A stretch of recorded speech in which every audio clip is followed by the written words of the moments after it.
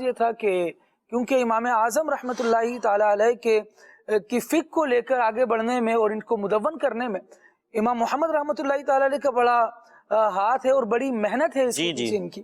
تو آپ رحمۃ اللہ تعالی علیہ کا انداز یہ ہوتا تھا کہ ساری رات کبھی کبھار دینی مسئلوں پر غور و فکر کرتے ہوئے گزار دیتے. کوئی نیا پیچیدہ مسئلہ آیا اور اب اس پر شرعی نقطہ نگاہ سے غور کر رہے ہیں کہ اس کا حل کیا ہے، یہ جائز ہوگا یا ناجائز ہوگا، اس کو کرنے کا کہا جائے یا لوگوں کو یہ ترغیب دلائی جائے کہ اس سے بچو.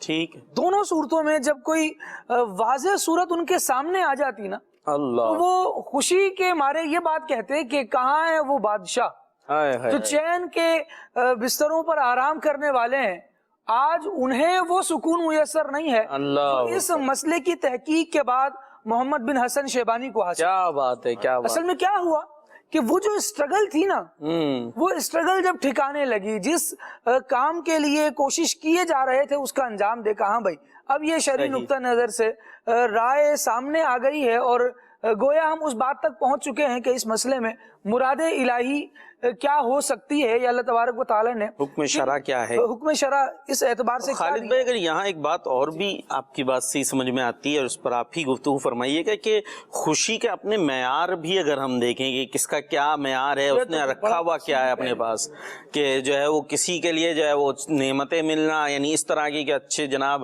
سہولیات موجود ہیں وہ ہے، اور کسی کے لیے یہ کہ جناب انہیں دینی مسئلہ حل ہو گیا تو وہ اس پر ایسے خوش ہیں. اور اگر اس پر بھی تھوڑی سی آپ گفتگو فرما دیں، اور امید ہے اسی سے بات ہماری بن بھی سکتی ہے کہ ہم نے جیسے بات بھی کی تھی کہ غم مدینہ کی ہم بات کر رہے ہیں، مدینہ کے عشق میں اشکبار رہنے کی، اور صوفیہ اکرام بزرگان دین کا ہم نے طریقہ بھی دیکھا ہے کہ آخرت اور اس کے حساب کتاب کے حوالے سے وہ بڑے غمزدہ رہا کرتے تھے، بڑے جو ہے وہ فکر مند رہتے تھے، آنکھوں میں اشک، اور اس کی ہم بات بھی کرتے ہیں.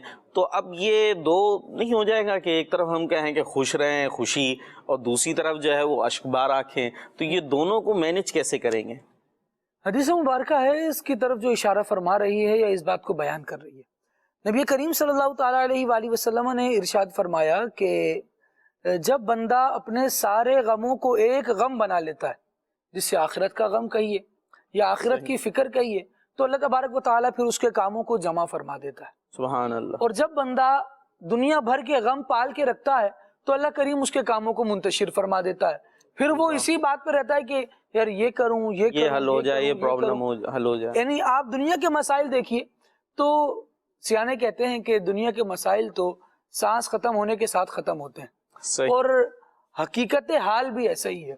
لیکن جب بندہ ان سارے مسائل اور مراحل سے گزرنا ہے، ان کو اپنے پیش نظر رکھتا ہے اور پھر ان میں مدد جو ہے وہ اللہ تبارک و تعالیٰ کی مانگتا رہتا ہے، اور اللہ کی رحمت سے قدم قدم پر جب اس کی رہنمائی ہو رہی ہوتی ہے تو وہ پھر ہر اسٹیپ پر، کیونکہ اس کا مطمع نظر تو اللہ کی رضا کے لیے زندگی گزارنا تھا، تو اب اس کو ہر اسٹیپ پر خوشی محسوس ہو رہی ہے. سبحان اللہ. اگرچہ یہ غم اس کا اپنی جگہ ہے کہ آخرت میں جو مجھے نعمتیں ملی ہیں ان کا کیا جواب دینا ہے، جو میں نعوذ باللہ اگر نافرمانی کی زندگی گزار رہا ہوں تو اس کا کیا جواب دینا ہے. یہ سارا غم ایک آخرت کا بنا رہا، لیکن دنیاوی امور میں اس کے مسائل حل ہونے پر جو رحمت الہی اسے ملی، وہ قدم قدم پر اس کے دل کو پھر اللہ تبارک و تعالیٰ کی جانب ہی لا کر متوجہ کرتی ہے. اور اس غم میں بھی تو ایک مزہ ہوتا ہے نا جی. یہ جو غم ہے یہ اچھے غم ہے، اس کے اندر بھی اپنی ایک کیفیت ہے، اپنے اس میں بھی ایک مزہ. اور جو آپ ہی نے بات فرمائی تھی کہ انعام ملنے کی جو امید ہوتی ہے، جب میں نے کام کر لیا، اور یہ غم رکھنا اس کا تو حکم ہے نا. تو جب بندہ ان اعمال کو کرنے والا بن جاتا ہے تو وہ اب اسے امید ہوتی ہے کہ میرے ان اعمال پہ اللہ تبارک و تعالیٰ کی طرف سے انعام ملے گا، رحمت ملے گی. اور پھر جو ہے وہ، اور دوسری جو ہم نے خوشی کی تعریف کی تھی کہ دلی اطمینان، دماغ اور دل کو ایک اطمینان کی کیفیت. بڑے بڑے پیسے ہوتے ہیں، نرم گدیلوں پہ آرام دہ بستروں پر لیٹے ہوتے ہیں، لیکن سکون نہیں ہوتا. تو اشک وہ بہا رہا ہے لیکن دل میں ایک اطمینان کی کیفیت پا رہا ہے. تو یہ بھی ایک خوشی ہے. خوشی کی ہم نے جو بات کی تھی یہ انشاءاللہ ہم بات کرتے جائیں گے اس کے اوپر. تو ایسا نہیں ہے، ہم نے اگر خوشی کی تعریف پہ ہی فوکس کر لیں تو اس کے اندر موجود تھا دل کا اطمینان، دل و دماغ کا اطمینان و سکون. یہ ہے اصل خوشی. تو یہ خوشی تو ملتی ہے اللہ کی رضا والے کاموں میں کرنے میں. تو یہ اس کو حاصل بڑا پیارا لکھا ہے اس حوالے سے کہ ایک شخص نا کسی بہت بڑے سیٹھ کے پاس گیا اور کہا کہ زندگی گزارنا بڑا مشکل ہو رہا ہے اور صحیح مہنگائی بھی بڑھتی جا رہی ہے، میرا جو फंड है वो बढ़ा दीजिए, जो मेरी ये तो मजदूरी आपने है नॉर्मल मसाइल बयान कर दिए, हर एक का दूसरे का मसला है ये तो। बिल्कुल ऐसा है। तो उसने कहा कि आप ऐसा करें कि मुझे उधार दे दें, ये महीना तो मैं गुजार लूं। सेठ साहब ने उसको जवाब दिया, बड़े आराम से टेक लगाकर अपनी चेयर पर बैठे और अपने एक दराज से उन्होंने कुछ टैबलेट्स निकाली, वो खाई। कहा यार बस आप दुआ करो कि मुझे भी सुकून मिल जाए, मदद तो आपकी कर देते हैं, लेकिन वो गोली खाते हुए कहा कि मुझे रात रात भर नींद नहीं आती, दुआ करो अल्लाह मुझे भी सुकून दे। बहरहाल उसकी भी मदद कर दी और इधर भी टैबलेट खा ली। अब ये बंदा उस कमरे से बाहर निकला ना, तो बाहर मशीनरीज चल रही हैं जिनमें इतनी आवाज है कि कान पड़ने वाली आवाज भी सुनाई नहीं दे। सख्त धूप में मजदूर काम कर रहे हैं। ऐसे ही हालत में उसकी नजर पड़ी कि एक छोटे से दरख्त के बिल्कुल महदूद से साए में एक मजदूर है जो एक कागज का टुकड़ा बिछाकर या एक बोरी को बिछाकर उसके ऊपर लेटकर आराम से सो रहा है। अल्लाह अकबर। तो वो ये कैफियत देखकर हैरान हुआ कि अंदर इतने ठंडे कमरे में सेठ साहब बैठकर सुकून के लिए गोलियां खा रहे हैं, और अल्लाह तबारक व तआला ने इस मजदूर को इस धूप में इस छोटे से साए के जरिए से सुकून दिया हुआ। क्या बात। तो बंदे को जो हासिल शुदा नेमत है ना, सुभान अल्लाह, बंदा उसमें अगर मुतमईन रहना सीख जाए तो ये खुश रहना सीख सकता है। सुभान अल्लाह। और गुफ्तगू आगे बढ़ाएंगे, लेकिन साद भाई की तरफ भी इंशाअल्लाह आएंगे। कलाम हम पहले ही शामिल करते हैं, और जो हमारी बात हुई कि इश्क़ मदीना में, गमे मदीना में अश्क बहाने में भी खुशी है, नबी की याद में रोने में भी खुशी है, और आखिरत की फ़िक्र रखने में भी दिलों का इत्मीनान है, जो हकीकी खुशी है। तो नात सुनते हैं उमर भाई से और पूछते हैं क्या सुना रहे हो हुज़ूर आज? इंशाअल्लाह अज़्ज़वजल पीर मेहर अली शाह साहब का मशहूर ज़माना कलाम और मकबूल बारगाह कलाम। क्या बात। आज से मित्रां दी वधेरी है, वो इंशाअल्लाह नियत दे पढ़ने की। सल्लल्लाहु अलैका या रसूल अल्लाह वसल्लम अलैका या हबीब अल्लाह सल्लल्लाहु अलैका या रसूल अल्लाह वसल्लम अलैका या हबीब अल्लाह। कब का रुसवा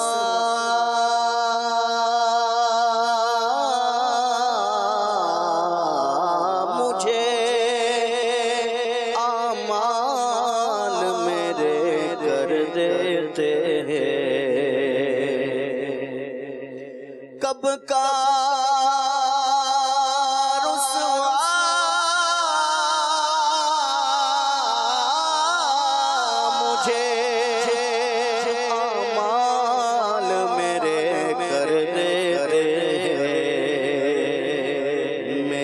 किस्मत के मिला तुझ सखता पोश मुझे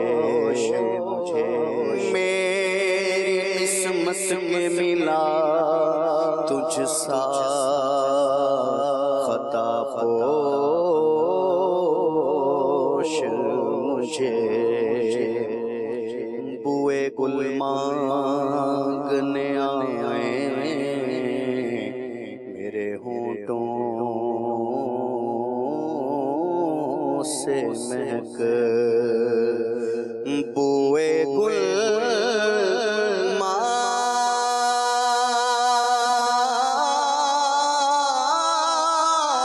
मांगने आए मेरे होठों से महक,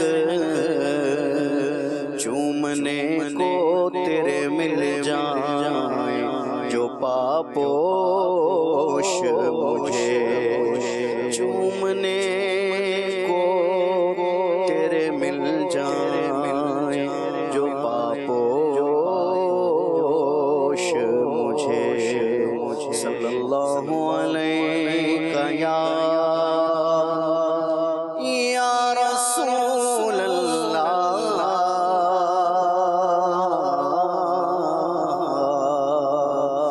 وسلم علیک یا حبیب اللہ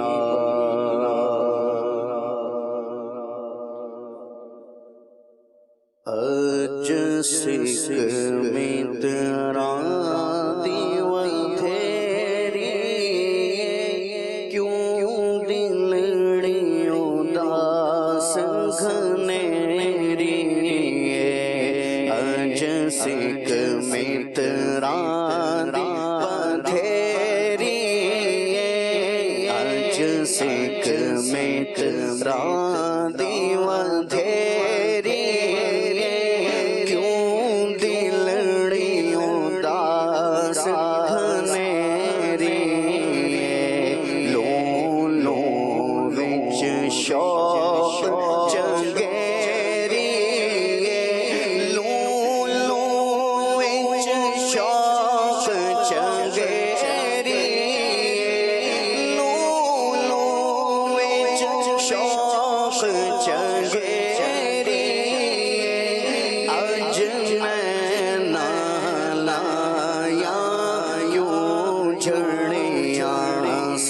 سبحان اللہ سبحان اللہ سبحان اللہ سبحان اللہ سبحان اللہ سبحان اللہ سبحان اللہ سبحان اللہ مکھ چند بدر شاشانی مکھ چند بدر مکھ چند بدر مکھ چند بدر شاشانی متھے چمک دلاٹ نورانی متھے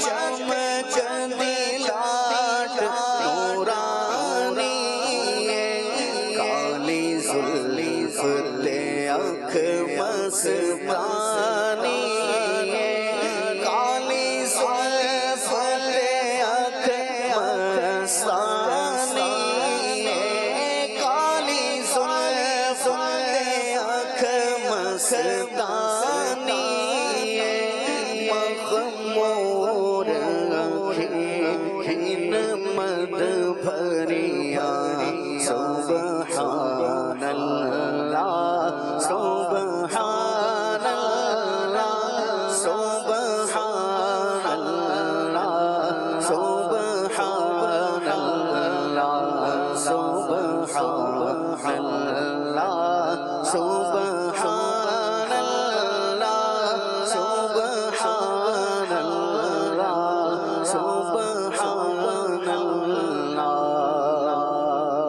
ایسے صورت نو میں جانا کا ایسے صورت نو ایسے صورت نو میں جانا کا جانا کھا کے جانے جہانا کا ایسے صورت نو ایسے صورت نو ایسے صورت نو میں جانا کھا جانا کھا کے جانے جہانا کا جا جا کھا کے جانے جہانا کا سچ آقا تیرا بدی میں شانہ کھا سچ آقا تیرا بدی میں شانہ کھا سچ آقا تیرا بدی میں شانہ کھا ایس شان تو شانہ سب بڑیاں سبحان اللہ سبحان اللہ سبحان اللہ سبحان اللہ سبحان اللہ سبحان اللہ سبحان اللہ. اور ایک صورت شالا پیش نظر روے وقت نزات روز حشر روے وقت نزات روز حشر شچ قبر تے پل تھی جد ہو سی گزر سب کھوٹیاں تھی سڑ سد کھریاں سبحان اللہ سبحان اللہ سبحان اللہ سبحان اللہ سبحان اللہ سبحان اللہ سبحان اللہ سبحان اللہ سبحان اللہ سبحان اللہ. لاہو مکھ تم مخاطب برد یمن من بھاوری جھلک دکھاؤ سجن. لاہو مکھ تم مخاطب برد یمن لاہو مکھ تم مخاطب برد یمن من بھاوری جھلک دکھاؤ سجن من بھاوری جھلک دکھاؤ سجن. میٹھیاں گالیاں لاؤ میٹھڑ میٹھیاں گالیاں لاؤ میٹھڑ جو ہمراہ وادی سن کڑیاں سبحان اللہ سبحان اللہ سبحان اللہ سبحان اللہ سبحان اللہ سبحان اللہ سبحان اللہ سبحان اللہ سبحان اللہ ما اجمل کا سبحان اللہ سبحان اللہ سبحان اللہ ما اجمل کا ما احسن کا ما اکمل کا ما احسن کا ما اکمل کا سبحان اللہ سبحان اللہ سبحان اللہ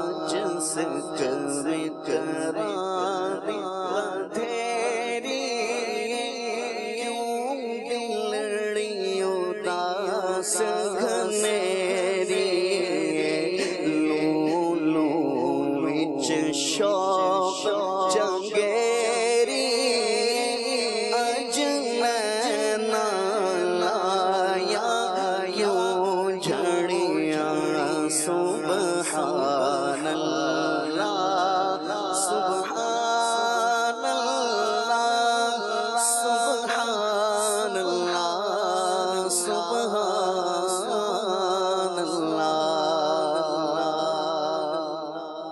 سبحان اللہ سبحان اللہ سبحان اللہ سبحان اللہ سبحان اللہ. کیا بات ہے، خوبصورت کلام ہم سن رہے تھے، اور بات یہی ہے مدنی چینل کے ناظرین جو ہم نے کی کہ خوش رہیں، اور جو اللہ والے ہوتے ہیں وہ آنسو بہا رہے ہوتے ہیں، کبھی فکر آخرت میں، کبھی عشق الہی میں، کبھی عشق نبی میں، اور ان آنسوؤں کے اندر بھی لذت ہوتی ہے، ان آنسوؤں کے اندر بھی ایک خوشی ہوتی ہے، ایک اطمینان ہوتا ہے. آنکھیں آنسو بہا رہی ہوتی ہیں اور دل میں گویا خوشیوں کا ایک جہان آباد ہوتا ہے. یہ وہ کیفیت وہی جانتے ہیں جو نبی کریم علیہ الصلوۃ والسلام کے سچے عاشق ہیں. پھر تو بات یہاں تک ہوتی ہے کہ جنہیں یہ مل جاتا ہے پھر وہی جانتے. بات وہی ہے کہ میری زبان ہے، ہم قال میں ہیں، اور یہ بات حال کی ہے کہ پل صراط پر اعلیٰ حضرت کیا فرماتے ہیں، پل صراط پر گزرنے کی بات ہے، بال سے زیادہ باریک ہے، تلوار کی دھار سے زیادہ تیز ہے، اس پہ سے گزرنا ہے، جہنم کے اوپر بنا ہوا ہے، کیسا ڈر کا مقام ہے، کیسا خوف ہے. اعلیٰ حضرت فرماتے ہیں پائے کوباں پل سے گزریں گے تیری آواز پر، اس پہ سے گزر جائیں گے. کیوں؟ پل اپنی جگہ، لیکن ہمیں یہ بھی پتہ ہے کہ ایک طرف نبی کریم علیہ الصلوۃ والسلام بھی موجود ہوں گے جو رب سلم امتی کی صدا دے رہے ہوں گے. رب سلم سلم فرما رہے ہیں، اللہ میری امتیوں کو سلامتی سے گزار دے. تو بات یہ ہوگی ہم پل کو تھوڑی دیکھیں گے، ہم تو نبی کریم کی ان صداؤں کو دیکھیں گے. اور رضا پل سے اب وجد کرتے گزریے کہ ہے رب سلم صدائے محمد. حضور کی جب صدا آئے گی تو محبوب کی صدا سن کے ہمیں تو پل پر بھی وجد آنا شروع ہو جائے. تو پل پر بھی وجد آ رہا ہے. تو بات یہ ہے کہ جو ان عشق میں اور ان تصورات میں رہتے ہیں تو اس کے بعد پھر یہ جو ہے نا ان کی خوشی کا عالم ہی کچھ اور ہوتا ہے، ان کی کیفیات ہی کچھ اور ہوتی ہیں. ہم نے پتہ نہیں کس چیز کا نام خوشی رکھ لیا ہے. حضور خوش رہنا ہے. آپ سعد بھائی کی طرف آتے ہیں، یہ خوشی ہمیں کیسے حاصل ہو؟ حضور اتنے مسائل ہیں، ایک طرف مہنگائی جا رہی ہے، پیسے پورے نہیں پڑتے، کہیں پہ گرمی کا کسی کو مسئلہ ہوگا، کسی کو کوئی پرابلم ہے، تو اتنی پرابلمز ہیں اور تو خوش کیسے رہیں حضور؟ بسم اللہ الرحمن الرحیم. ہمارے یہاں پر خوشی کے مختلف آئیڈیاز ہیں، اور ہر کسی کے نزدیک خوشی کا ایک الگ معیار ہے. جی. جن کا شعبہ ہے مال کمانا، پیسہ کمانا، وہ یہ سمجھتے ہیں کہ جناب ہمیں کسی چیز کے اندر پروفٹ مل جائے، مال زیادہ آ جائے تو یہ ہماری خوشی کا سبب ہے. حالانکہ وہ اس طور پر غلطی میں ہے کہ کتنے لوگ ایسے ہیں، مال بھی موجود ہے، دولت بھی موجود ہے، سب کچھ ہے، لیکن سکون نہیں ہے، خوشی نہیں ہے ان کے پاس. جس طرح خالد بھائی نے ابھی ایک واقعہ بھی ارشاد فرمایا. اسی طرح کوئی بعض لوگ یہ سمجھتے ہیں کہ جناب شہرت مل جائے تو شہرت مل جانا یہ خوشی کا باعث ہوتا ہے. حالانکہ ایسا بھی نہیں ہے، کیونکہ جب بندہ مشہور ہو جاتا ہے تو اس کی پرائیویسی متاثر ہو جاتی ہے. یعنی پھر وہ بندہ جس طرح اپنی دنیاوی زندگی انجوائے کرنا چاہتا ہے وہ کر نہیں پاتا، کیونکہ وہ اس کو سارے معاملات دیکھنے پڑتے ہیں. تو یہ بندہ اس چیز کے اندر متاثر ہو جاتا ہے. اسی طرح بعض لوگ یہ سمجھتے ہیں کہ جناب اگر ہم کسی دنیاوی معاملات کے اندر کامیاب ہو جائیں وہ ہماری خوشی کا سبب ہے. لیکن جن کا تعلق علم دین سے ہوتا ہے وہ یہ سمجھتے ہیں کہ اگر علم دین کا ہمیں ایک مسئلہ بھی سمجھ میں آ جائے یہ ہماری خوشی کا سبب ہے. اور یہ بہت اچھی چیز ہے. جس طرح حضرت سیدنا امام محمد بن حسن شیبانی رحمۃ اللہ تعالی علیہ کا واقعہ ہم نے سنا کہ ایک مسئلہ صرف حل ہو جاتا نا، لیکن وہ کس طرح صدائیں لگاتے رات کو کہ کہاں ہے وہ بادشاہ، کہاں ہے امین اور مامون، کہ وہ کہتے ہیں کہ جناب ہم بڑے بڑے محلات میں خوشی منا رہے ہیں، ان کو کیا خوشی ہوگی جو مجھے ایک مسئلے کے حل ہونے پر خوشی ہو رہی ہے. تو آج طلباء کرام جو علم دین حاصل کر رہے ہوتے ہیں ان کو بھی اپنا معیار یہ بنانا چاہیے کہ جب علم دین حاصل کرنے کے لیے آپ نے ایک فیلڈ چن لی ہے تو اب اپنی خوشی کا معیار بھی اسی کو بنائیں کہ آپ کو اگر خوشی حاصل ہو تو اس بات میں ہو کہ آپ کو علم دین کا ایک مسئلہ سمجھ میں آ جائے، علم دین کا ایک مسئلہ سیکھ لیں، تو یہ آپ کی خوشی کا معیار ہونا چاہیے۔ اور جو اللہ رب العالمین کے نیک بندے ہوتے ہیں، مسلمان اور کامل مومن ہوتے ہیں، ان کی خوشی کا جو معیار ہے وہ یہ ہے کہ کسی بھی طرح سے اللہ رب العالمین کی رضا نصیب ہو جائے۔ ہم کوئی نیکی والا کام کر لیں، کوئی اچھا کام کر لیں کہ جس سے میرا رب راضی ہو جائے، وہ ان کی خوشی اس کے اندر موجود ہوتی ہے۔ اب نبی کریم رؤوف الرحیم صلی اللہ علیہ وسلم آپ کی مبارک زندگی، آپ کی مبارک سیرت کو دیکھا جائے تو حضرت سیدنا عمر فاروق اعظم رضی اللہ تعالی عنہ ابھی ایمان قبول نہیں کیا، نبی کریم علیہ الصلوۃ والسلام نے اللہ کی بارگاہ میں دعا کی، اللہم اعز الاسلام بعمر بن الخطاب، کہ یا رب العالمین اسلام کو عمر بن خطاب کے ذریعے سے عزت عطا فرما۔ تو حضور علیہ الصلوۃ والسلام کی خواہش تھی کہ حضرت عمر بن خطاب رضی اللہ تعالیٰ عنہ ایمان قبول کر لیں۔ اب جیسے ہی حضرت عمر فاروق اعظم رضی اللہ تعالیٰ عنہ دار ارقم میں آتے ہیں اور حضور علیہ الصلوۃ والسلام کی بارگاہ میں جیسے ہی حاضر ہوئے، حضور علیہ الصلوۃ والسلام نے سینے پہ ہاتھ مارا، فرمایا کہ عمر کلمہ کیوں نہیں پڑھ لیتے؟ تو عرض کرتے ہیں حضور ہاتھ پھیلائیے، میں کلمہ قبول کرتا ہوں اور کلمہ پڑھتا ہوں اور آپ کی ذات پر ایمان کو قبول کرتا ہوں۔ تو جیسے ہی حضرت عمر فاروق اعظم رضی اللہ تعالی عنہ نے ایمان قبول کیا، نبی کریم علیہ الصلوۃ والسلام کو خوشی اتنی ہوئی کہ آپ نے نعرہ تکبیر بلند فرمایا۔ اب جب صحابہ کرام نے دیکھا تو 40 صحابہ کرام کی تعداد میں ٹوٹل موجود ہے، تو تمام صحابہ کرام نے اتنی بلند آواز سے نعرہ تکبیر کو بلند کیا کہ مکہ مکرمہ کی جو پہاڑیاں ہیں وہاں پر بھی فضا گونج جاتی ہے۔ تو یہ ایک نیکی کا معیار تھا۔ اسی طرح ایک صحابی ایک اور ہیں جو ایمان قبول کرنے کے لیے آئے، تو حضور علیہ الصلوۃ والسلام کو خوشی اتنی ہوئی کہ یہ ایمان قبول کر رہے ہیں، تو آپ خود آگے بڑھ گئے، ان کی طرف بڑھتے ہوئے جا رہے ہیں کہ یہ آج اسلام کو قبول کر رہے ہیں۔ تو جو اللہ رب العالمین کے نیک بندے ہیں، مقرب بندے ہیں، ان کی شان یہ ہوتی ہے کہ اگر جس بندے کو دیکھا کہ وہ اللہ رب العالمین کی عبادت میں آگے بڑھ رہا ہے یا نیکی کے کاموں میں آگے بڑھ رہا ہے تو اس میں بھی خوشی حاصل ہوتی ہے۔ ایک ہے بندے کا خود خوش ہونا اور ایک ہے دوسرے کی خوشی پر خوش ہو جانا، تو یہ بھی ایک بڑی اہم چیز ہے، کیونکہ آج کل ہوتا یہ ہے کہ بندہ یہ کہتا ہے جناب میں تو خوش رہوں، لیکن سامنے والے کی خوشی ہضم نہیں ہوتی ہے۔ اب سامنے کوئی خوش ہو رہا ہے، اس کو کوئی نعمت ملی ہے تو اب ان کو چبھن ہونا شروع ہو جاتی ہے کہ یار اس کو یہ نعمت کیوں ملی ہے، وہ حسد کی آگ دل کے اندر جلنا شروع ہو جاتی ہے۔ تو یہ ایک بہت بری چیز ہے کہ بندہ نیک اعمال تو کرتا ہے لیکن کسی سے پھر حسد کرنے لگ جائے تو وہ حسد کی آنکھ جب دل کے اندر جلتی ہے تو نیکیوں کو جلا دیتی ہے کہ بندہ کتنی مشقتیں کر کر عبادات کرے، نیکیوں والے کام کرے، لیکن جہاں وہ حسد کرتا ہے تو وہ حدیث پاک کے اندر آیا نا کہ حسد نیکیوں کو اس طرح کھا جاتا ہے کہ جس طرح آگ لکڑی کو کھا جاتی ہے۔ تو اب یہ جو اپنے آپ کو ہمیں خوش رکھنا ہے تو دوسرے کی خوشی میں بھی خوش ہونا ہے، کیونکہ آج لوگ یہ سمجھتے ہیں کہ لوگ ہمیں یعنی یہ چاہتے ہیں کہ لوگ ہمیں بلند مقام پر رکھیں، پھولوں کی طرح سجا کر رکھیں۔ تو اگر آپ یہ چاہتے ہیں کہ لوگ آپ کو پھولوں کی طرح سجا کر رکھیں تو ان کی خوشی کو اپنی خوشی بنا لیں کہ اگر وہ خوش ہوتے ہیں تو ان کی خوشی کو آپ اپنی خوشی شمار کریں گے تو انشاءاللہ آپ بھی خوش رہیں گے اور وہ بھی خوش رہیں گے۔ لیکن اگر سامنے والی کی خوشی کو ہم نے اپنے اوپر اتنا حاوی کر لیا کہ یار اس کو یہ نعمت کیوں ملی ہے، اس کو یہ خوشی کیوں ملی ہے، تو وہ تو بندہ خوش رہے گا لیکن آپ پریشان ہو جائیں گے، آپ کی خوشی چلے جائے گی۔ تو اپنی خوشی چاہتے ہیں تو خود بھی خوش رہیں، سامنے والے کی خوشی پر آپ خوش ہو جائیں گے تو انشاءاللہ وہ بھی خوش رہے گا اور آپ بھی انشاءاللہ خوش رہیں گے۔ زبردست، ماشاءاللہ۔ آپ کی گفتگو سے جو ایک ابتدائی بات مجھے سمجھ میں آئی کہ ہمیں خوشی کا معیار ٹھیک کرنا پڑے گا۔ اگر ہم نے جو ایک معیار بنایا ہوا ہے کہ اس بات سے ہمیں خوشی ملے گی تو وہ اگر ہم ٹھیک کر لیں گے تو انشاءاللہ پرابلم سولو ہو جائے گی۔ اگر ہم جو ہے وہ اس چیز کو فوکس کر لیں گے کہ اللہ تعالیٰ کی رضا میں ہم خوش رہیں تو خوش رہ سکیں گے۔ اگر ہم کہیں کہ نہیں جب تک میری مرضی کی چیز نہیں مل جائے گی میں خوش نہیں ہوں گا تو پھر وہاں پرابلم میں پھنس جائیں گے، اور پھر اس میں بھی میری مرضی کے اندر بھی ہمیں دیکھنا پڑے گا کہ آپ کی مرضی کیا ہے، کیا وہ مرضی ایسی ہے کہ جو جائز بھی ہے یا نہیں۔ تو اگر اپنی آسائش، اپنی خواہشات پوری ہو جانے کا نام آپ نے خوشی رکھا تو دنیا کے اندر کسی کی خواہشات پوری نہیں ہوئی۔ اس پیٹ کو تو قبر کی مٹی ہی بڑھے گی، تو یہ تو پورا پیٹ بھر ہی نہیں سکتا۔ تو آپ کہیں جب تک میری تمام خواہشات پوری نہیں ہوں گی یا جو میں چاہ رہا ہوں وہ نہیں ہوگا تو میں خوش نہیں ہوں گا، تو پھر خوشی آپ کو دور ہی دور رہے گی، پھر اس کو دور دور سے آپ ہاتھ ہلاتے رہیں، آپ کے پاس آنے والی نہیں ہے۔ اور آخرت سے امور متعلق جو چیزیں ہیں ان کو اپنا خوشی کا معیار بنائیں کہ میں نے نیکی کر لی، اس بات پر خوش ہوں، اللہ کی رضا کا کام کر لیا، اس بات پر خوش ہوں، تو انشاءاللہ پھر آپ کے ارد گرد خوشیاں ہی خوشیاں ہوں گی۔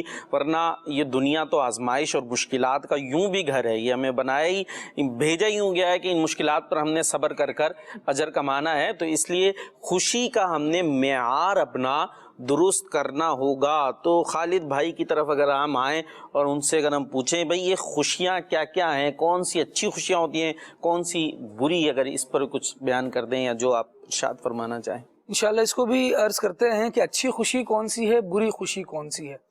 اور ساتھ میں یہ بات بھی عرض کرنا چاہوں گا جو ساتھ بھائی بیان کر رہے تھے کہ نبی پاک صلی اللہ تعالیٰ علیہ وآلہ وسلم حضرت عمر بن خطاب رضی اللہ تعالیٰ عنہ کے یا دیگر صحابہ کرام علیہ رضوان کے ایمان قبول کرنے سے خوش ہو رہے ہیں۔ آپ اس کے پیچھے دیکھیے تو نبی پاک علیہ الصلوۃ والسلام کی زندگی کا ایک مقصد ہے۔ اللہ رب العالمین جل وعلا نے انہیں دنیا میں بھیجا ہے تو اس کے پیچھے مقصد بعثت ایک موجود ہے۔ کس لیے بھیجا ہے کہ اللہ تبارک و تعالیٰ کا دین جو ہے وہ لوگوں تک پہنچایا جائے، اور نبی کریم صلی اللہ تعالیٰ علیہ وآلہ وسلم کے ذریعے لوگ ہدایت کے راہ کو پاتے چلے جائیں۔ اب ایک مقصد ہے اور آقا دو عالم صلی اللہ تعالیٰ علیہ وآلہ وسلم اس کے لیے کس قدر اسٹرگل کر رہے ہیں، بندہ اس پر غور کر لے کہ سید عالم صلی اللہ علیہ وسلم اس دین کو پھیلانے کے لیے، اللہ وحدہ لا شریک کی عبادت کی طرف لوگوں کو لانے کے لیے خود تکالیف بھی برداشت کر رہے ہیں، مار بھی کھا رہے ہیں، لوگوں کی باتیں بھی سن رہے ہیں، لیکن اس کے بعد مقصد کیا ہے کہ لوگ اللہ کے دین کی طرف آ جائیں۔ اپنا مقصد پورا ہو رہا ہے جو ایک اچھا مقصد ہے، جائز مقصد ہے، اور وہ مقصد ہے جس کے لیے اللہ رب العالمین نے ان کی تخلیق فرمائی اور انہیں مبعوث فرمایا، اس مقصد کا حصول ہو رہا ہے۔ تو دیکھیے ساتھ ساتھ خوشی کیسی آتی چلی جا رہی ہے۔ اصل میں ہم جو منتشر الخیال ہو یا منتشر الحال ہو کر زندگی گزار رہے ہیں نا، پتہ ہی نہیں ہے کس طرف جانا جی، ہوا نے اس طرف ڈال دیا تو اس طرف چل پڑے، اور اس طرف رخ ہو گیا ہوا کا تو ہمارا رخ بھی پھر جائے گا۔ تو پتہ ہی نہیں ہے، خوشیوں کے اعتبارات تبدیل ہوتے جا رہے ہیں، خوشیوں کے کوئی ایک ٹھکانہ نہیں ہے کہ مجھے یہ مل جائے گا تو میں خوش ہو جاؤں گا۔ اصل میں نظر بھی آوارہ ہو چکی اور دل بھی آوارہ ہو چکی، کسی چیز پر ٹھہر ہی نہیں رہے۔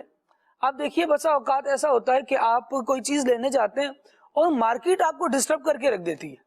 صحیح ہوتا کیا ہے کہ جب آپ نے 10-12 دکانیں گھوم لی نا، یہ نہیں اس سے بہتر، یہ گھر سے اتنا بہتر سوچ کر نہیں آئے تھے، لیکن مارکیٹ پہنچے تو اس سے بہتر مل گیا، تو اب وہ اس بہتر پر نظر جو ہے وہ ٹک ہی نہیں رہی۔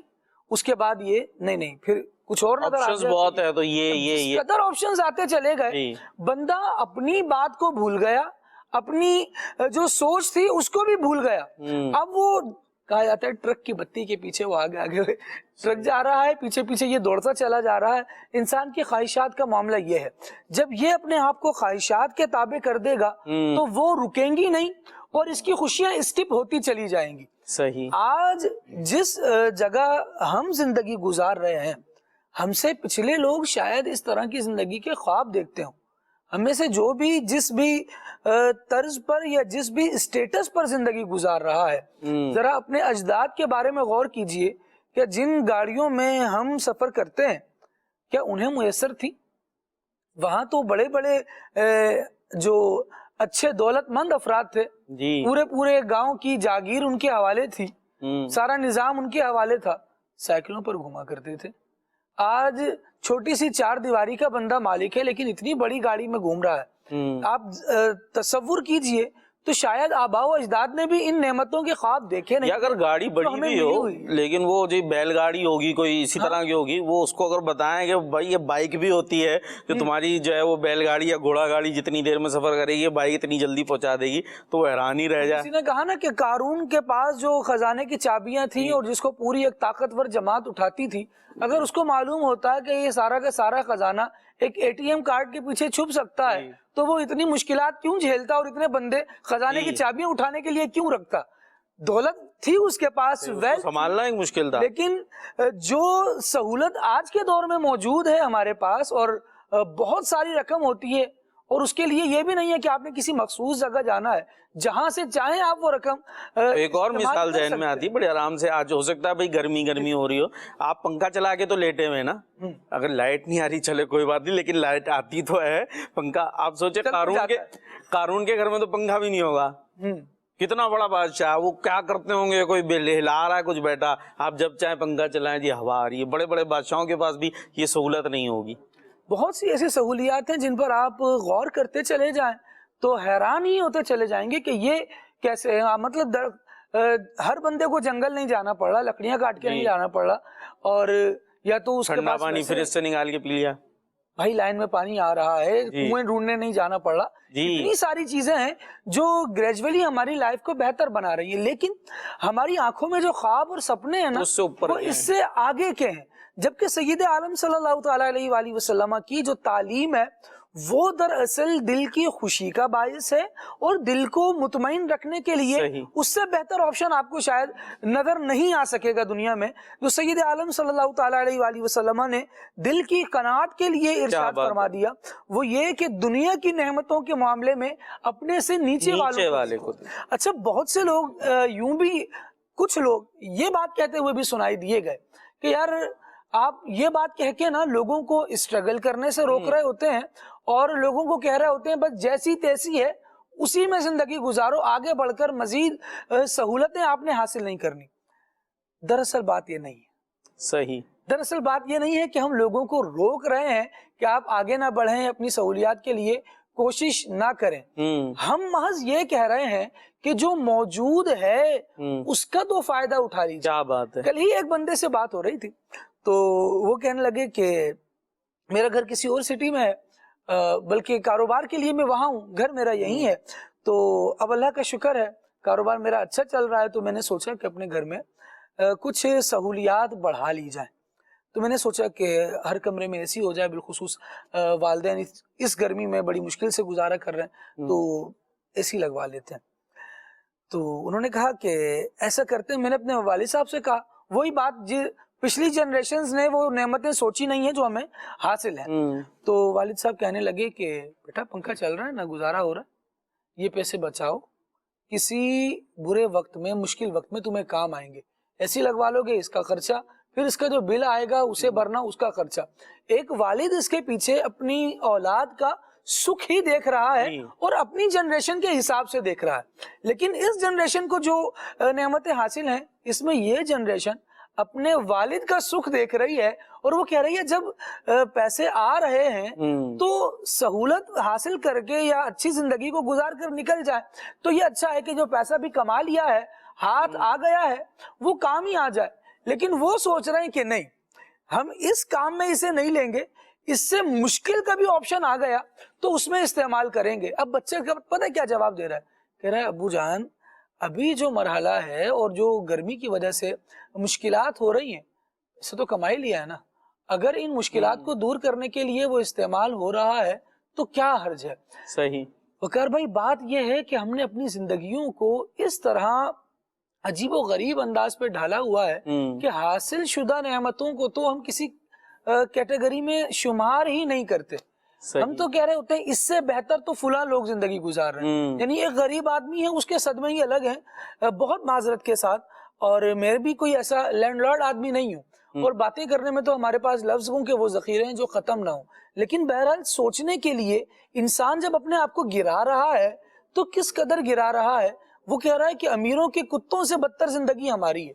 بھائی آپ کو کمپیریزن کرنے کے لیے یہ چیز کیوں ملی ہے؟ آپ یہ کمپیئر کیوں نہیں کر رہے کہ بہت سے لوگوں کو وہ نعمت بھی میسر نہیں ہے جو مجھے میسر ہے. صحیح. جب میں یہ سوچوں گا کہ فلاں کے جانور سے بدتر میری زندگی ہے, تو مجھے بتائیے کہ کیا خود میں سکھ کی چادر کے نیچے آ رہا ہوں؟ یہ وہ دکھ ہے جو میں خود اوڑھ رہا ہوں.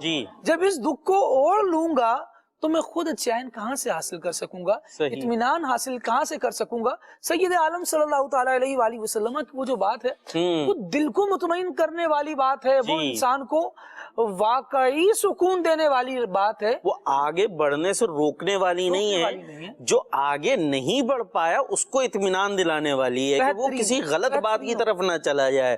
ورنہ کیا ہوگا, ایسا نہ ہو کہیں وہ یہ دکھ پال پال کے, جو آپ نے کہا وہ تو یوں ہے, اس کے کتے بھی اچھے ہیں, تو پتہ چل رہا ہے گھر کی چھت سے جا کے کود گیا کہ میں تو بھائی میں بڑھ نہیں پایا. تو جو نہیں بڑھ پایا وہ مطمئن رہے اپنی زندگی پہ, باقی بڑھنے سے تو کوئی منع نہیں. کیا ہمارے پاس مثالیں موجود ہیں, حضرت عثمان غنی رضی اللہ تعالیٰ عنہ جن کا تذکرہ بھی کر رہے ہیں, کتنے مالدار تھے. تو مال کمانے یا آگے بڑھنے سے منع نہیں ہے, بات یہ. اور پھر اس ریس میں جب لگتے ہیں, اور ضروری نہیں کہ ہر ایک جو ہے وہ کامیاب ہو ہی جائے. یہ آج کل دور چل گیا ہے موٹیویشنل اسپیکر کا, ہر ایک کو وہ چاند پہ چڑھا رہے ہیں, ہر ایک نہیں چاند پہ چڑھ جاتا. باوجود کوشش کے بھی اگر آپ کے نصیب میں نہیں ہے تو وہ چیز نہیں مل پاتی. اور اگر ذہن کے اندر عجیب و غریب خیالات ہیں تو جب وہ چیز نہیں اچیو کر پاتے تو پھر غلط راستے کی طرف, کبھی شرابوں کی طرف, نشوں کی طرف چلے آتے ہیں کہ جی یہاں سکون مل جائے گا, کیونکہ وہ خواہش تو پوری ہوئی نہیں جو اچیو کرنا چاہ رہے تھے. تو اب کیا کریں, اب مصنوعی سکون یعنی وہ شراب اور نشے میں چلے گئے. تو نبی کریم علیہ الصلوۃ والسلام کے فرامین کی طرف جائیں گے تو جو وہاں آگے نہیں بڑھ سکا, ہر ایک سیٹ نہیں بن پاتا بھائی, ہر ایک نہیں کامیاب ہو پاتا, نہیں ظاہری طور پر جس کو ہم کامیابی کہتے ہیں. تو پھر وہ کہاں جائے گا, وہ کیا کرے, وہ پھر وہ تپتا رہے, پھر وہ یہی ہوتا ہے, اسی لیے وہ ان برے راستوں کی طرف چلے آتے ہیں. تو بھائی پھر نبی کریم علیہ الصلوۃ والسلام کا وہ فرمان آ جائے گا اس کے لیے کہ نعمت, دنیاوی نعمتوں کے بارے میں اپنے سے نیچے والے کو دیکھو کہ جس کے پاس نہیں ہے, اور دینی حوالے سے اپنے سے اوپر والے کو دیکھو کہ یہ زیادہ نیک ہے, پرہیزگار ہے, تو مجھے بھی ایسا بننا چاہیے. جی کچھ میسیجز ہیں وہ شامل کر لیتے ہیں, اور پھر ایک پیکج بھی ہے بڑا زبردست. خالد بھائی بڑا ماشاءاللہ مفتی قاسم صاحب کا پیکج میں نے سنا, ان کی باتیں کیا بات ہے, زبردست. تو وہ شامل کرتے ہیں, اس سے بھی بڑی رہنمائی ملے گی کہ کس طریقے سے جو ہے ہمیں خوش رہنا چاہیے. جی یہاں میسیج ایک تھا, السلام علیکم. وعلیکم السلام. شہر خان پور سے تھا, پیر مہر علی شاہ صاحب کا کلام سنا دیں, تو وہ ہم نے آپ کو سنا دیا ہے. اور السلام علیکم ورحمۃ اللہ وبرکاتہ. وعلیکم السلام ورحمۃ اللہ. میں پسرور سے بنت اجمل الطاریہ, اور کلام سنا دے سفر ہمارا بھی سرکار ہو مدینے کا. جی یہ آپ کے لیے ہے. اور السلام علیکم السلام. کلام سننا ہے, ظاہر و پاس ادب رکھو.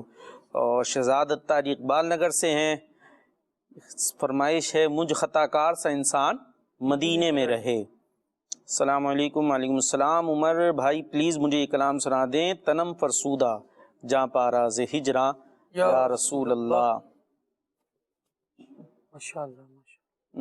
کہ حضور جانتے ہیں, اس کلام کی بھی فرمائش ہے. اچھا ایک سوال بھی ہے, درس نظامی کرنا مشکل ہے, لوگ تو کہتے ہیں کہ درس نظامی کرنا مشکل ہے, آپ کیا کہتے ہیں؟ جی سعد بھائی آپ تو ماشاءاللہ پڑھاتے بھی ہیں, تو اس پر آپ ہی کچھ فرما دیں, کیا ہے آپ مشکل پڑھا رہے ہیں, کیا کر رہے ہیں, کیوں مشکل کر رہے ہیں؟ دیکھیں درس نظامی مشکل اور آسان, جی یہ جو طلبہ کہتے ہیں یہ ہر کسی کی محنت کے اوپر ہے. کہ طلبہ اگر محنت کرتے ہیں نا تو درس نظامی ان کے لیے بڑی آسان چیز ہے. ٹھیک ہے, لیکن اگر کوئی بندہ محنت نہیں کرتا اس درس کے اندر تو پھر درس نظامی اس کے لیے بڑا مشکل ہے. اب طلبہ کو سب سے زیادہ چیز یہ مارتی ہے, عبارت بڑی مشکل ہے.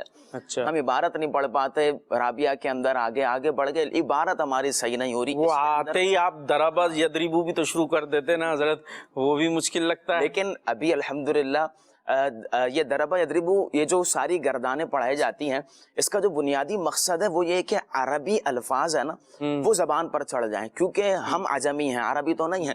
تو عجمی افراد کو عربی لہجہ زبان پر چڑھانے کے لیے, عربی الفاظ ان کی زبان سے ادا کروانے کے لیے ان کو طرح کی کلمات سکھائے جاتے ہیں. علم صرف ہے, علم صرف کے اندر گردانیں پڑھائی جاتی ہیں. اس کا بنیادی مقصد یہی ہے کہ ہر طریقے کا کلمہ وہاں پر آ رہا ہے, کبھی دربا یدرب, کبھی دارب, کبھی مدروب ہے, تو وہ سارے کے سارے کلمات آ رہے ہیں. تو اس کی آنے کی بنیادی وجہ کیا ہے کہ وہ ہر طرح کے کلمات اس کی زبان پر جاری ہو جائیں گے. تو پھر اہل عرب یا عربی زبان کے اندر وہ کوئی بھی کتاب پڑھتا ہے, اور بالخصوص قرآن مجید پڑھتا پڑھتا ہے یا احادیث طیبہ پڑھتا ہے تو اس کے اندر جو الفاظ آئے ہیں اس کو وہ صحیح طریقے سے تو بات آپ کی خلاصہ یہی آ گیا کہ محنت کریں گے تو کوئی مشکل نہیں ہے، اور محنت نہیں کریں گے خالی داخلہ لے کے بیٹھ جائیں گے. عربی عبارات ہے نا، جو بھی درجہ ثانیہ سے عربی عبارات شروع ہو جاتی ہیں، عربی کتب، تو اصل تیاری کرنے کا معیار یہ ہونا چاہیے پڑھنے کا کہ درجے میں جانے سے پہلے عربی عبارت تیار ہو، اس کے بعد پھر استاذ محترم درجے کے اندر پڑھائیں گے،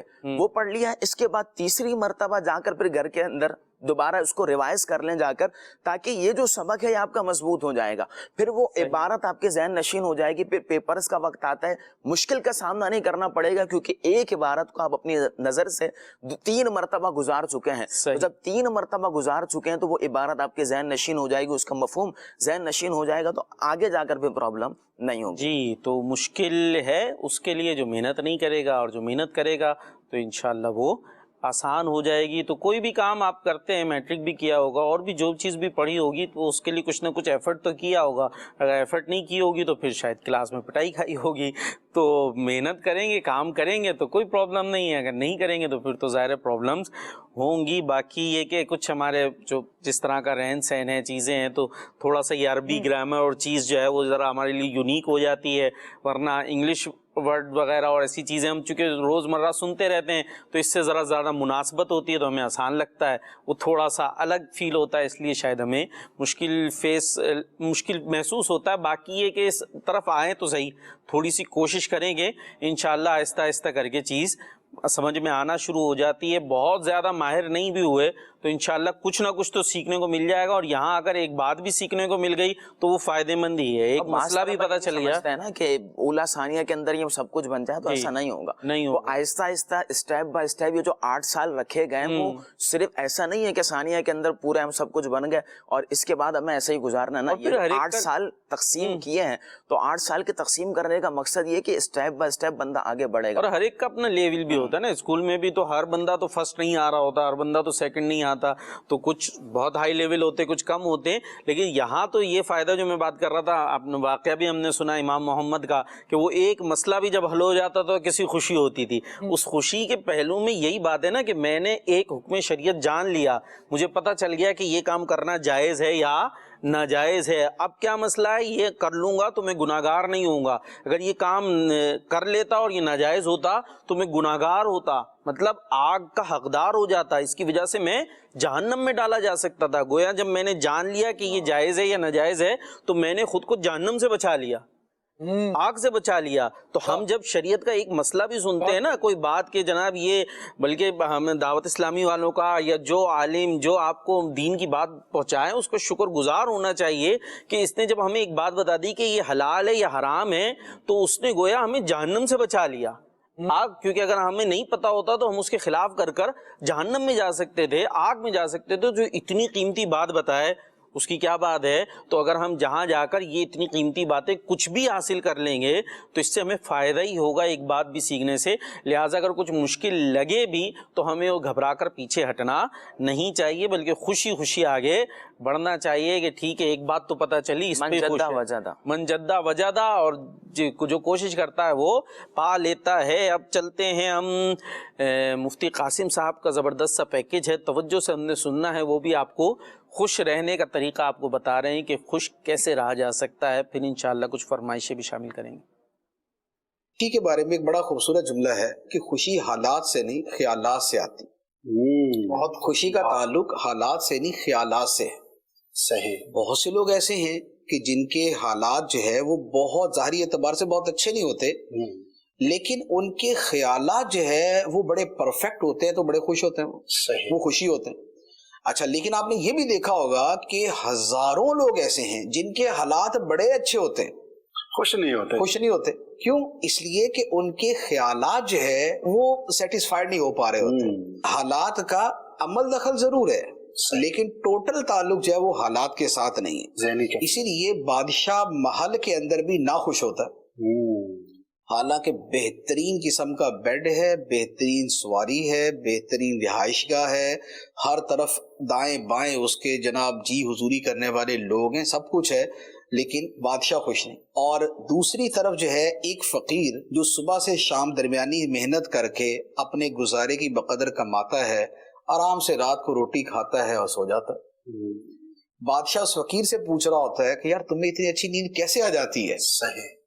हमारे यहाँ इस वक्त वैसे भी दुनिया के अंदर सबसे ज्यादा जो मेडिसिन इस्तेमाल की जाती है ना, सबसे ज्यादा वो दो है।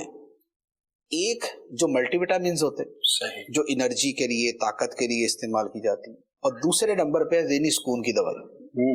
आप मेडिकल की फील्ड से पूछ लें, दुनिया में सबसे ज्यादा ये दो दवाइयां चलती, ज़हनी सुकून। अच्छा, और ये दवाइयां कौन इस्तेमाल करते हैं? गरीबों के अंदर आपको 10% लोग नहीं मिलेंगे जो ये दवाई इस्तेमाल करते हैं, और अमीरों के अंदर आपको 90% मिल जाएंगे जो ये दवाई इस्तेमाल करते हैं। हालांकि मालदार सब कुछ है। एक मर्तबा मैंने एक बुक पढ़ी, उसमें उन लोगों के हालात और उनके इंटरव्यूज थे कि जिन्होंने बहुत कमाया, सही, और जिनकी बड़ी बड़ी फैक्ट्रियां, मिलें, ऑफिसेज, बिजनेस और बड़ा उनका वसी कारोबार है। तो उनमें से एक आदमी से इंटरव्यू वाले ने पूछा कि आपकी नज़र में खुशी क्या है, या आप कब खुश होते हैं? उसने कहा जब रात को मुझे बहुत अच्छी नींद आती है तो मैं समझता मैं बड़ा खुश हूँ। क्या बात।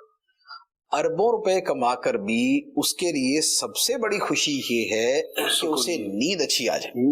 इसलिए इसका ताल्लुक असबाब से ज्यादा और हालात से ज्यादा ख्यालात के साथ होता है, और बाकी फिर छोटी छोटी खुशियां जो है ना वो मिलकर जो है ना वो इंसान को यूं कह रहे कि बैलेंस के अंदर रखती हैं। एक बुजुर्ग थे, किसी गार में थे, तो सर्दी का मौसम था, तो बड़ी सर्दी लगी, तो उन्होंने कहा या अल्लाह, को मेरी सर्दी के दूर करने का, कोई मेरी गर्माइश का जो है ना कोई इंतजाम हो जाए। तो यकदम उनको लगा कि उनके पीछे ना जैसे बड़ी गर्म सी कोई चीज आके लग गई।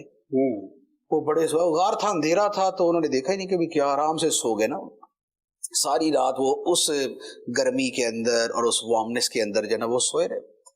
सुबह जब आंख खुली तो देखा वो बहुत बड़ा अजदहा था, या अल्लाह, बहुत बड़ा सांप था ना वो। तो वो सारी रात वो उनके साथ चिपका हुआ था, और उसके जरिए जो ना उनको वो सारा गर्मी मिल रही थी, तो वो उससे बड़े सुकून के साथ जो ना वो सोए हुए थे।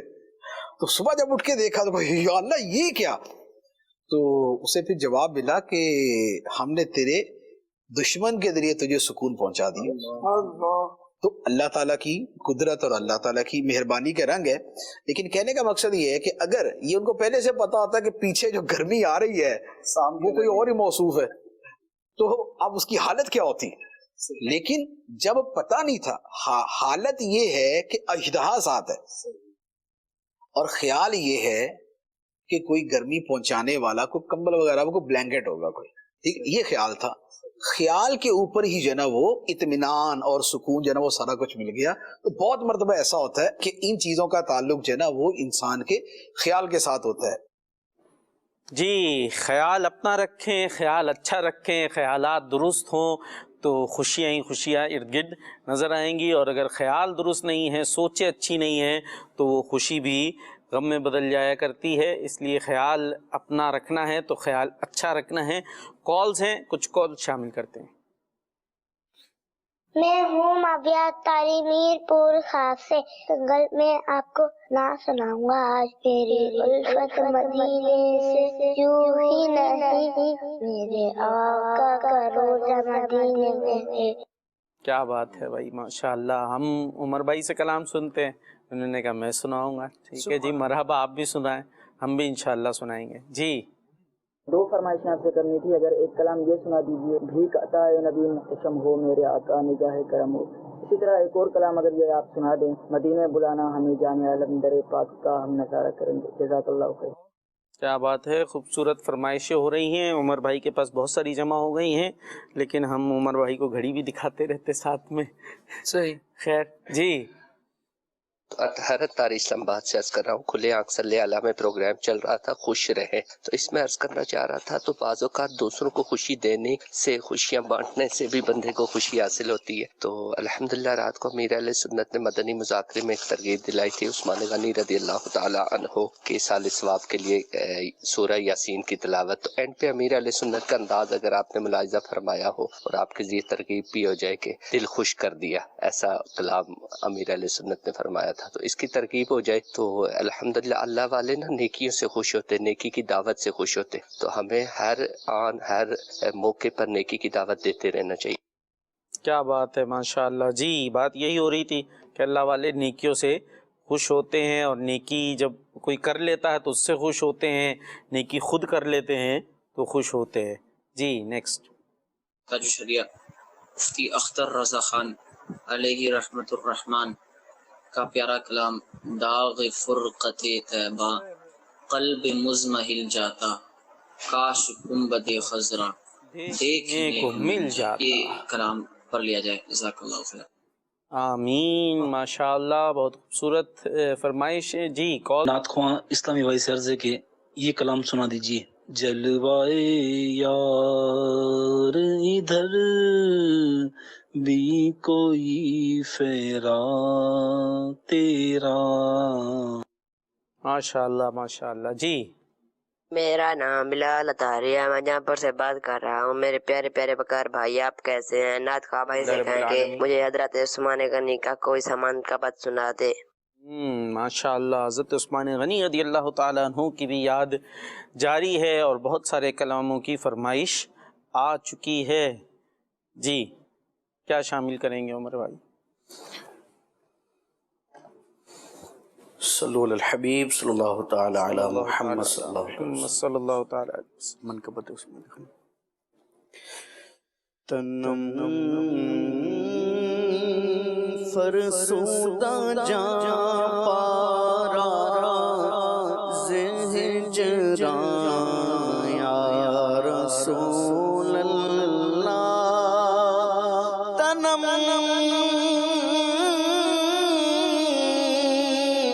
فرسودہ جا پارا زہجران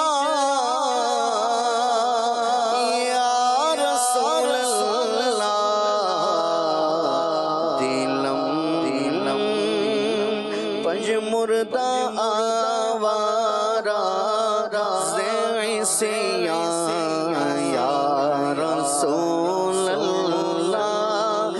دلم پج مردہ آوارا زیسیاں یا رسول اللہ.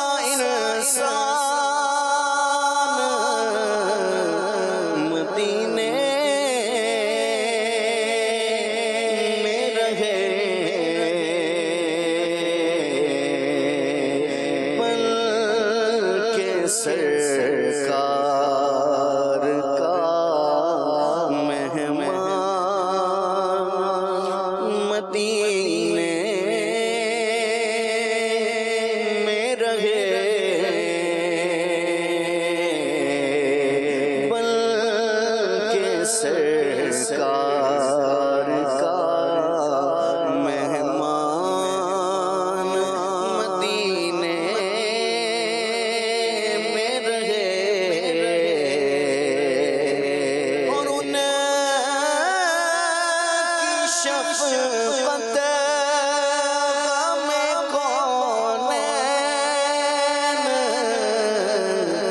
بھلا دیتی ہے،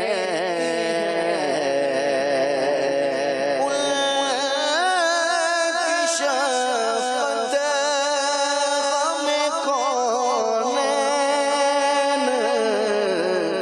بھلا دیتی ہے، جتنے دن آپ کا مہمان مدینے میں رہے، جتنے دن آپ کا مہمان مدینے میں رہے، یاد آتی ہے مجھے اہل مدینہ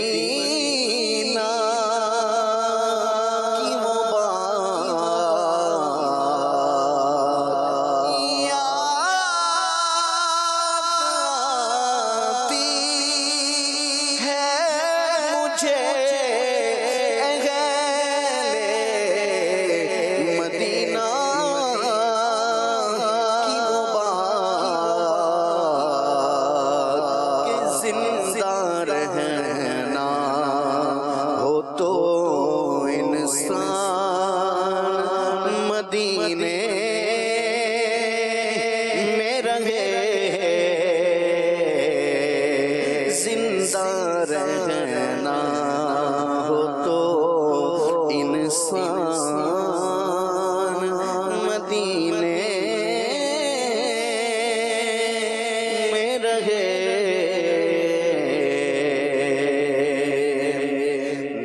داغ فرقت طیبہ قلب مزمحل جاتا، داغ فرقت طیبہ قلب مزمحل جاتا، کاش گنبد خضرا دیکھنے کو مل جاتا، کاش گنبد خضرا دیکھنے کو مل جاتا، دم میرا نکل جاتا ان کے آستانے پر، دم میرا نکل جاتا ان کے آستانے پر، ہاں ان کے آستانے پر، ان کے آستانے کی، ان کے آستانے کی خاک میں مل جاتا، ان کے آستانے کی خاک میں مل جاتا، موت لے کے آ جاتی زندگی مدینے میں، موت لے کے آ جاتی زندگی مدینے میں، موت سے گلے مل کر زندگی میں مل جاتا، موت سے گلے مل کر زندگی میں مل جاتا، داغ فرقت طیبہ قلب مزمحل جاتا، کاش گنبد خضرا دیکھ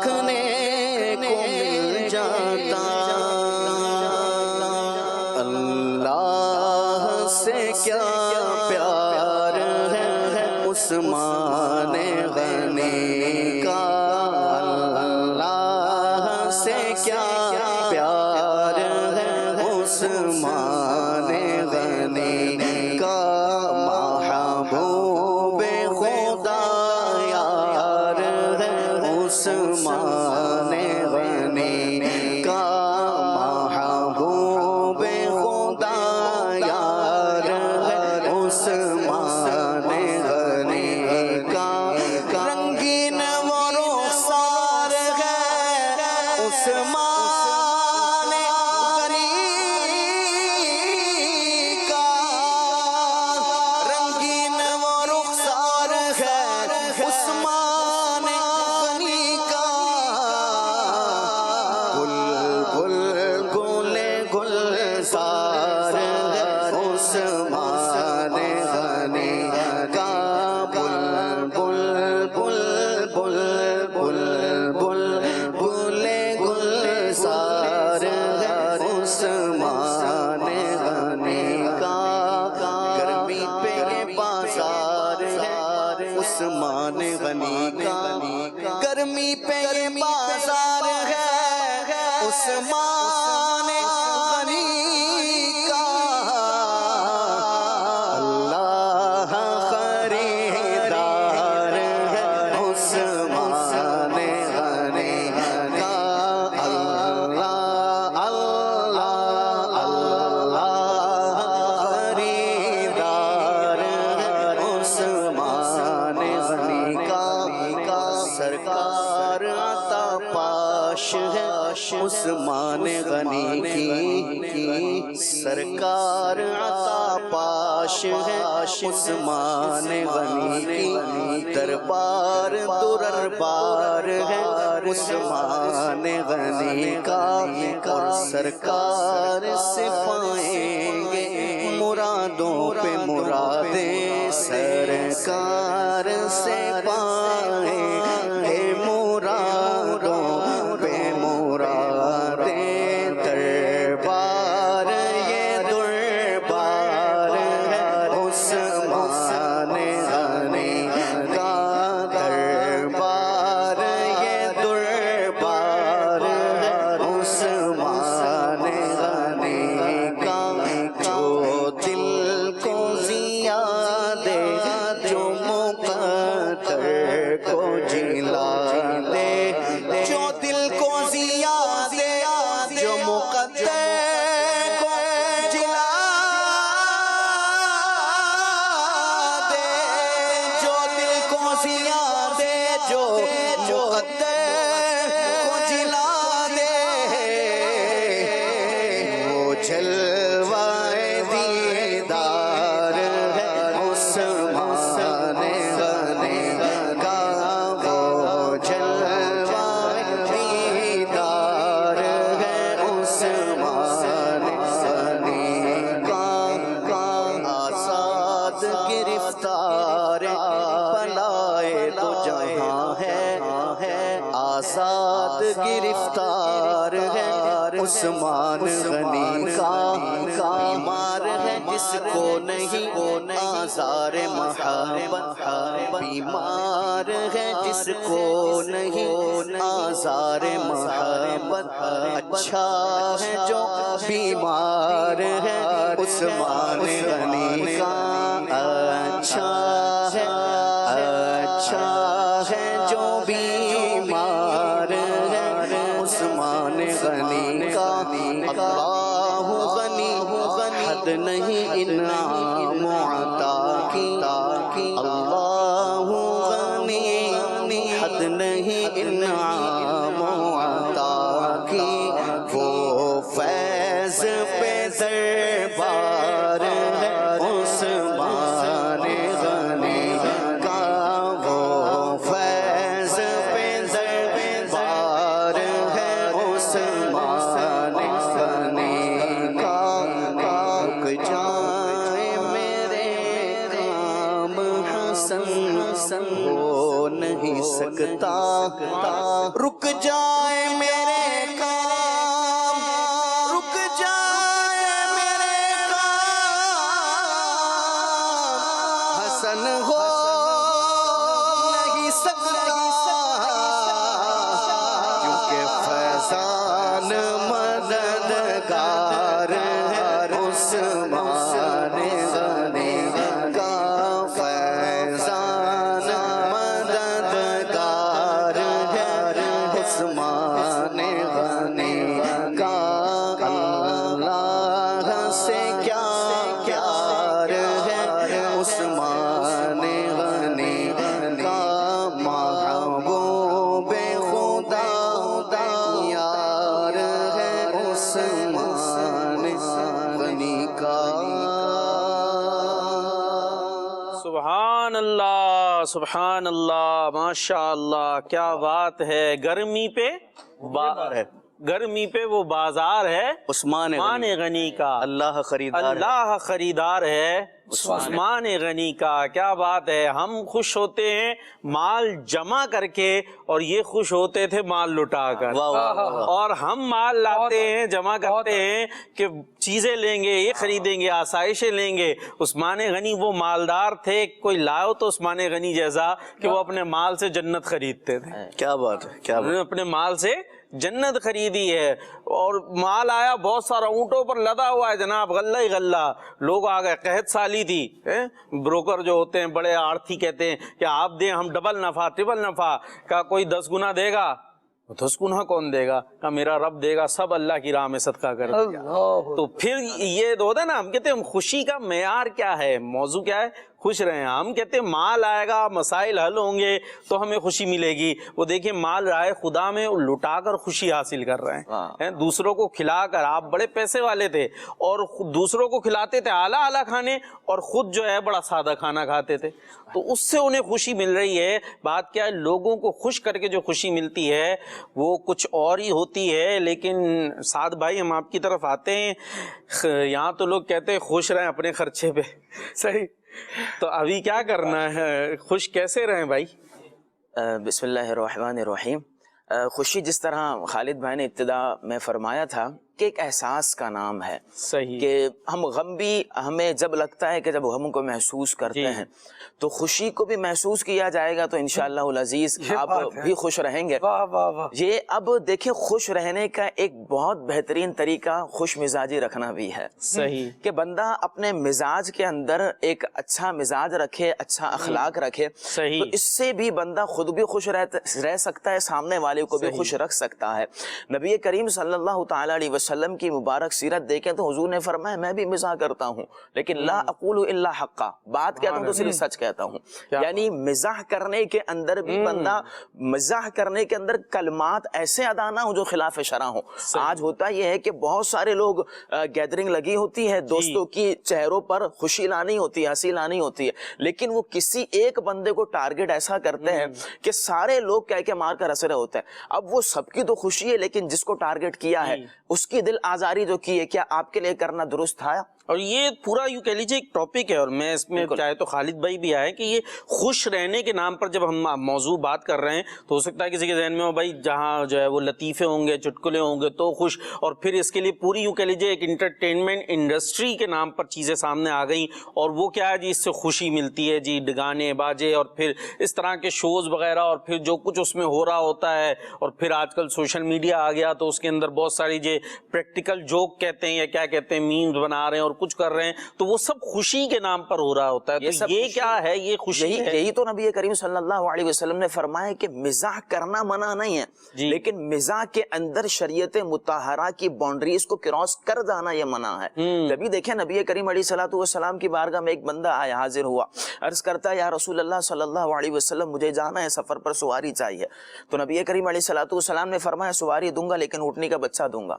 صحیح۔ وہ بندہ عرض کرتا ہے یا رسول اللہ صلی اللہ علیہ وسلم مجھے تو سامان لادنے، اونٹنی کے بچے پر اگر لدے گا تو وہ تو ایسے ہی بیٹھ جائے گا۔ تو پھر حضور علیہ الصلوۃ والسلام نے فرمایا کیا ہر اونٹ اونٹنی کا بچہ نہیں ہوتا؟ اللہ، اب وہاں پر بندے کا کام ہونا ہے، لیکن ایک مزاحن بھی فرما دیا۔ اسی طرح ایک عورت نبی کریم علیہ الصلوۃ والسلام کی بارگاہ میں حاضر ہوئی، حضور دعا کر دیں جنت کے اندر داخلہ نصیب ہو جائے۔ نبی کریم علیہ الصلوۃ والسلام نے فرمایا کوئی بوڑھی عورت جنت کے اندر نہیں جائے۔ اللہ، اب وہ بوڑھی عورت روتی بھی جا رہی ہے، نبی کریم علیہ الصلوۃ والسلام نے فرمایا بلاؤ اس کو۔ جنت جنت کے اندر جائے گی لیکن بوڑھی ہو کر نہیں بلکہ جوان ہو کر جائے گی. تو نبی کریم علیہ الصلوۃ والسلام ایسا انداز اختیار فرماتے تھے کہ شریعت مطہرہ کی باؤنڈریز کراس نہ ہو, حق بات ہو, سچ بات ہو, لیکن مزاجی ہو جائے. جبھی تو حضرت انس بن مالک رضی اللہ تعالی عنہ, آپ کے شاید بھائی تھے حضرت ابو عمیر رضی اللہ عنہ, ان سے نبی کریم علیہ الصلوۃ والسلام کس طرح محبت والا اظہار فرماتے تھے کہ ان کے پاس ایک نغیر تھی, چھوٹا سا پرندہ تھا, ان سے کھیلا کرتے تھے, تو جو نغیر تھا وہ مر گیا. تو نبی کریم علیہ الصلوۃ والسلام ان کے پاس آ کر فرمایا کرتے تھے, اے ابو عمیر تمہارے نغیر کے کیا حال ہیں؟ تو ان سے اس حوالے سے خوش مزاجی فرمایا کرتے تھے. تو اپنے انداز کو اچھا کر لیں. آج یاد رکھیے گا مدنی چینل کے ناظرین کہ بندہ بلند مقام پر اپنے پیسے کی وجہ سے, اپنی شہرت کی وجہ سے, اپنے جو ہے دیگر بزنس کی وجہ سے نہیں پہنچتا. اگر بلند مقام پر پہنچتے اپنے اچھے اخلاق کی وجہ سے پہنچتا ہے. نبی کریم صلی اللہ تعالی علیہ وسلم کے اخلاق کے بارے میں اللہ رب العالمین نے کیا ارشاد فرمایا, اور پھر نبی کریم علیہ الصلوۃ والسلام نے خود ارشاد فرمایا کہ میں دنیا کے اندر مبعوث کیا گیا ہوں. مقصد بعثت کو بیان فرمایا کہ میں دنیا کے اندر بھیجا گیا ہوں تاکہ میں لوگوں کے اخلاق مکمل کر دوں. تو اچھے اخلاق جو تھے, مکارم اخلاق ہیں, اس کو مکمل کرنے کے لیے نبی کریم صلی اللہ تعالی علیہ وسلم کی بعثت ہوئی. تو خوش مزاج رہیں, لوگوں کو بھی خوش رکھیں, خود بھی خوش رہیں, لیکن خوشی کے اندر کہیں ایسا نہ ہو شریعت مطہرہ کی باؤنڈریز کو کراس کر جائیں. بعض لوگ ایسے بھی ہیں کہ صرف لوگوں کو ہنسانے کے لیے کلمات کفر زبان سے نکل جاتے ہیں, اور ایسے کلمات کے جو معاذ اللہ کفر التزامی کی طرف چلے جاتے ہیں کہ کہنے والا قائل کافر ہو جاتا ہے, لیکن ان کو پتہ نہیں ہوتا صرف خوشی. تو صرف خوشی نہیں رکھنی, خوشی کے ساتھ ساتھ ہمیں شریعت مطہرہ کی باؤنڈریز کو بھی دیکھنا ہے کہ کہیں وہ پار نہ ہو جائیں. خوش مزاج رہیں, خوشی منائیں, بالکل انجوائے بھی کر سکتے ہیں, بالکل انجوائے بھی کیا جائے گا, انٹرٹین بھی خود کو کریں, ساری چیزیں ٹھیک ہیں, لیکن اس میں ہر چیز کے گرد جو ہے وہ شریعت نے کچھ حدود رکھی ہیں, اس کو پامال نہ کیا جائے, اس کو پامال کرنے کی اجازت بھی نہیں ہے. ایسے خوش نہ ہو کہ اللہ کو ناراض کریں. اللہ کو ناراض کر کے جو خوش ہونا ہے وہ حقیقی خوشی نہیں ہے. ایسے خوش ہوں کہ اللہ تبارک و تعالیٰ بھی خوش ہو, وہ بھی راضی ہو. تو ایسی خوشی آپ نے حاصل کرنی ہے. اللہ تعالیٰ ہمیں اس انداز سے خوش ہونے کی توفیق عطا فرمائے. جی خالد بھائی, اور کیسے کیسے خوش ہوں؟ لائٹ ہی نہیں ہے, گرمی بھی ہو رہی ہے, پنکھا ہی نہیں چل رہا, کیا کریں؟ آپ کہیں خوش رہیں. ٹھیک ہے, غم منائیں. غم منائیں. کب تک رہے گا یہ؟ اصل میں زندگی نا خوشی اور غم کے ساتھ ہی چلے گی. ٹھیک ہے, اگر کوئی یہ چاہے نا کہ ہر وقت خوشی طاری رہے, نہیں ہو سکتا. اور وہ بھی خوشی جو یہ میری خواہش ہے وہ پوری ہو جائے, یہ خوشی نہیں ہو سکتا نا. نہیں ہو سکتا, ایسا بھی نہیں ہو سکتا, ویسے بھی نہیں ہو سکتا. اور ہر وقت غم ہی طاری رہے, ایسا بھی نہیں ہوتا. آپ دیکھو نا, اللہ تبارک و تعالی نے موسم کتنے طریقے کے رکھے ہیں. صحیح, کبھی سردی کا موسم ہے, کبھی گرمی کا موسم ہے, کبھی خزاں ہے, کبھی بہار ہے. لیکن ہمارے یہاں عجیب بات یہ ہے کہ خوش مزاجی کا دکھاوا بھی نہیں کر سکتے. اچھا, خوش مزاجی کا دکھاوا بھی نہیں کر سکتے. ہم وہ کاہل ہیں جو اتنا بھی نہیں کر سکتے. بندہ خوش رہنے کی کوشش تو کر لیتا ہے. جی خالد بھائی, بعض تو میرے جملہ پہلے بھی آ رہا تھا, کچھ ہوتے ہیں نا جیسے کیا کہتے ہیں کہ لقوہ مار گیا منہ کو, سیریس رہتا ہے. مطلب یہ جملے بھی یوز ہوتے ہیں. بالکل ایسے رہیں گے جو بیزار ہیں, کیا ہے مطلب اپنی زندگی خود خراب کر رہے ہوتے ہیں. آپ جو فرما رہے ہیں کہ بھائی خوش رہو, خوش مزاجی اختیار کریں, مطلب کیوں اتنے آپ بورنگ ہیں؟ جو آپ نے بھی مثالیں دی, نبی پاک علیہ الصلوۃ والسلام سے زیادہ باوقار کون ہوگا؟ پھر آپ کا یہ انداز ہے, کسی سے بات کر رہے ہیں تو اس طرح کے جملے, اور کچھ ہیں وہ ہر وقت عجیب سی ان کی حالت ہوتی ہے. اب دیکھیے حضرت عثمان غنی رضی اللہ تعالیٰ عنہ کی ہم نے بات کی. دو چیزیں ہیں وقار بھائی. ایک طرف ہے عثمان غنی رضی اللہ تعالیٰ عنہ کا صدقہ جو عام طور پر طلب کیا جاتا ہے. اللہ تبارک و تعالیٰ ہمیں دولت عثمانی سے حصہ عطا فرمائے. آمین آمین. بہت پیاری بات ہے. لیکن دولت عثمانی کی ایک خاصیت پتہ ہے کیا ہے؟ اس کے پیچھے قلب عثمانی. کیا بات ہے, وہ عثمانی دل بھی تو ہمارے پاس ہو. اتنا صرف ذخیرہ نہیں ہے, وہ دولت خرچ کہاں ہو رہی ہے؟ وہ لوگوں کی خیر خواہی میں جا رہی ہے, وہ لوگوں کی مدد میں جا رہی ہے, وہ لوگوں کی فلاح و بہبود کے کاموں میں جا رہی ہے. اب اس کے ساتھ جو ہے نا, وہ جو دلی راحت ہے, وہ جو سکون ہے, اس کی بات ہی الگ ہے. ہم صرف دولت جمع کر رکھنے اور اس کے یوں سمجھیں کہ شاید ہماری دولت سے ہماری دراز خوش ہوتی ہوگی, ہمارا لاکر خوش ہوتا ہوگا, ہمارا اکاؤنٹ خوش ہوتا ہوگا. جب بچے اس کے پیچھے رو رہے ہیں اور بچے ہی والدین کے بارے میں یہ کہہ رہے ہیں کہ بھائی یہ جائیں گے تو کچھ ورثے میں ہاتھ آئے گا, تو پھر بتائیے کہ اس دولت کا کیا فائدہ ہوا جو ہماری ذات کو بھی فائدہ نہیں دے سکتی, ہماری اولاد بھی اس کی وجہ سے ہم سے بیزار ہو گئی. تو کیوں کمایا, کیسے کمایا بھائی, اور اتنی اسٹرگل کیا صرف لوگوں کی برائیاں سمیٹنے کے لیے کر دی. اچھا, دوسری جانب ایک اور بات بھی ہے کہ آپ لوگوں میں مال ہی تقسیم کرتے رہیں. وہ کیٹیگری بھی ہمارے یہاں ہے کہ لوگ مال لے کر بنا برائی کرتے ہیں.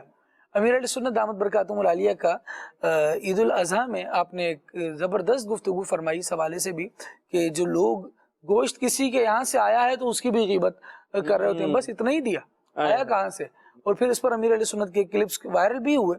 تو آپ نے دے بھی دیا, پھر بھی اگلے کے دل میں خوشی داخل نہیں ہوئی. اصل میں بات یہ ہے کہ اوروں کو اچھا کھلا کر بھی نا, عثمان غنی رضی اللہ, قلب عثمانی والی جو میں نے بات کی, عثمان غنی رضی اللہ تعالیٰ عنہ سادہ پر ہی گزارا کر رہے ہیں. وہ مطمئن دل چاہیے, وہ اللہ تبارک و تعالیٰ کی رضا طلب کرنے والا دل چاہیے جو بندے کو خوش بھی رکھتا ہے اور اس کی خوشی پھر دیر پا بھی ہوتی ہے. ساتھ میں ہم یہاں پر یہ بات بھی سیکھ لیں اور سمجھ لیں کہ جو خوشی ہے نا وقار بھائی, یہ اللہ تبارک و تعالیٰ کا شکر ادا کرنے سے بڑھے گی ماشاءاللہ. اور جب ہم اس کو ناراض کرنے والے کام کریں گے تو یہ جو دولتیں, جو نعمتیں ہمیں حاصل ہوتی ہیں وہ پھر سلب بھی ہو جاتی ہیں. تو صرف دولت اور اس کے ابار کے ارد گرد خوشی کو تلاش کرنے کے بجائے ہمیں چاہیے کہ اپنے کردار کو ایسا کر لیں کہ سید عالم صلی اللہ تعالیٰ علیہ وآلہ وسلم نے ارشاد فرمایا, تم اپنے مال سے لوگوں کو خوش نہیں کر سکتے. صحیح. ہاں, تم اپنے اخلاق سے لوگوں کو خوش کر سکتے ہو. اور ایسا ہی ہوتا ہے کہ کوئی انعامات نہیں بھی دیتا لیکن وہ بات بڑے اچھے انداز سے کرتا ہے اور ملن ساری اس کی طبیعت میں شامل ہوتی ہے, مسکراہٹ اس کے چہرے کا حسن ہوتی ہے. وہ آتا ہے تو اچھا لگتا ہے, وہ چند بول بولتا ہے تو ایسا لگتا ہے کہ پھول جھڑ رہے ہیں, اور پھر دل اس کی طرف مائل ہو رہا ہوتا ہے. وجہ کیا ہے, وہ کیا دے کر گیا. اس کے آنے سے پہلے بھی میں وہی تھا, اس کے جانے کے بعد بھی میں وہی ہوں. ہاں, زندگی میں چند خوبصورت گھڑیوں کا اضافہ وہ میرے کر گیا. سبحان اللہ. وہ میری یادگار بنیں گی. اب جب میں انہیں سوچوں گا نا تو میرا دل خوش ہو رہا ہوگا, مطمئن ہو رہا ہوگا.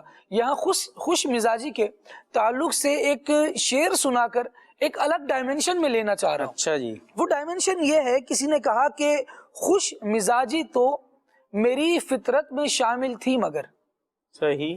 خوش مزاجی تو میری فطرت میں شامل تھی مگر اس کی باتوں نے مجھے آپے سے باہر کر دیا. واہ واہ واہ. کچھ لوگ ہوتے ہی ایسے ہیں, ان کی طبیعت و انداز ہی ایسا ہوتا ہے, ان سے آپ جتنے اچھے انداز سے بات کر لیں وہ آپ کے سر پر چڑھنے کے لیے تیار رہتے ہیں. پھر اس طرح کے لوگوں سے آپ جب ہی ملتے ہیں جب آپ کو کوئی مجبوری کھینچ کر لے جائے, کوئی ضرورت ہو کہ یار اب اس آفیسر کے سائن کے بغیر فائل آگے ہی نہیں جا سکتی, اب تو مجبوراً جانا پڑے گا, ورنہ وہ پاس سے بھی گزر جائے تو پھر لوگ بولتے ہیں ٹھیک ہے یار گزرا تو جان چھوٹی. خوش مزاجی جب طبیعت میں آ جاتی ہے نا وہ خوشیوں کو سمیٹ کر لاتی ہے. لوگ آپ سے ملتے ہیں تو احترام سے ملتے ہیں, اخلاق سے ملتے ہیں, اور اس کی بنسبت اگر بد اخلاقی آپ کا وتیرہ بنی ہوئی ہے تو جو آپ سے ملے گا جھک کر تھوڑی ملے گا, محبت سے تھوڑی ملے گا. جیسا تہوار آپ کے ہوں گے ویسی تیوری وہ بھی آگے سے دکھائے گا. پھر لوگ یہ شکوہ کرتے نظر آتے ہیں کہ یار معاشرے میں کوئی ہے ہی نہیں ایسا, اچھے لوگ تو ملتے ہی نہیں ہیں, دنیا میں تو ساری بناوٹ رہ گئی ہے, صرف دکھاوا رہ گیا ہے. اللہ کے بندے, کوئی اچھی بات آپ نے کی ہوتی, کوئی اچھا بیج بویا ہوتا تو اچھی فصل بھی کاٹتے نا. آپ بو ہی نہیں رہے تو آپ کو کیسے پتا چلے گا کہ جناب والا اچھا پھل بھی اس دنیا میں آ رہا ہے, لوگ اچھا بھی کھا رہے ہیں. کچھ لوگ انداز تو ایسا ہوتا ہے, مطلب گویا مسکراہٹ انہیں پتہ ہی نہیں کس کو کہتے ہیں مسکرانا، اور وہ بات ہمیشہ منہ سجا کے ہی کرتے سامنے سے. جو آپ نے کہا کہ اچھا بیج لگائیں تو فصل آئے گی نا. آپ جہاں رہتے ہیں، جہاں آفس میں، وہاں آپ کے منہ پہ مسکراہٹ ہی نہیں آتی بات کرتے ہوئے کبھی. اچھا، اور ایک بات بلکہ کسی کی مجھے بڑی اچھی یاد رہ گئی کہ کہا بھائی میں تو مسکرا کے ملتا ہوں پھر بھی لوگ ایسے ہی پیش آتے ہیں اور ماحول نہیں بنتا خوشگوار. اس نے کہا اچھا ذرا آپ مسکرا کے دکھایا. انہوں نے مسکرا کے دکھایا. کہا یہ اب ذرا مسکراہٹ اپنی آئینے میں دیکھ لیں. خود دیکھی کو یہ مسکراہٹ یہ بھی ہے، یہ سیکھنے کو ملا گیا. ایسا مسکرا رہے کہ عجیب سا چہرہ ہو گیا، سامنے والے کو لگ رہا ہے کہ شاید یہ غصہ کر رہے ہیں. تو یہ بھی پورا ایک سائنس ہے، یوں کہہ لیجئے کہ آپ اپنے آپ کو دیکھیں کہ میں کس انداز سے مسکراتا ہوں، اچھا فیل کرتا ہوں. تو آپ جب کسی سے بات کریں تو اس انداز سے پھر آپ مسکرائیں، اس انداز سے اس کے ساتھ پیش آئیں. اور میں اکثر عرض کیا کرتا ہوں، پھر اس کو ریپیٹ کر دیتا ہوں کہ جب یہ باتیں ہوتی ہیں تو کوشش کیا کریں اپنا ہم سب جائزہ لیں کہ یار مجھ میں تو خامی نہیں ہے، میں تو کہیں اس انداز سے نہیں ہوں جو یہ بات ہو رہی ہے کہ منہ ہر وقت سجا رہتا ہے. کہیں میرا ہی تو نہیں سجا رہتا، کہیں میں ہی تو خوشیوں سے دور نہیں ہوں، کہیں میں ہی تو لمحات کو انجوائے نہیں کرتا، کہیں وہ شخص میں ہی تو نہیں ہوں. یہ ہمیں غور کرنا چاہیے، اور اگر غور کریں گے تو فائدہ اپنا ہی ہوگا. کیا ملے گا منہ سجا کے؟ میری ابھی کسی سے بات ہو رہی تھی تھوڑے دن پہلے، تو کچھ اسی طرح کے پرابلمس کا وہ شکار تھے. تو میں نے یہی عرض کی، میں نے کہا دیکھیں اس کا حل بھی آپ کے ہاتھ میں ہے، اور نہ کرنا چاہے تب بھی آپ کے ہاتھ میں ہے. موت تو ایک وقت میں آئے گی، جب آئے گی جس نے مرنا ہے وہ جانا ہے دنیا سے، وہ اپنی جگہ ہے. ابھی جو ہے وہ منہ سجا کے یا پریشان رہ کے یا جو ہے وہ یوں کر کے بیٹھے رہنے سے کیا ملے گا؟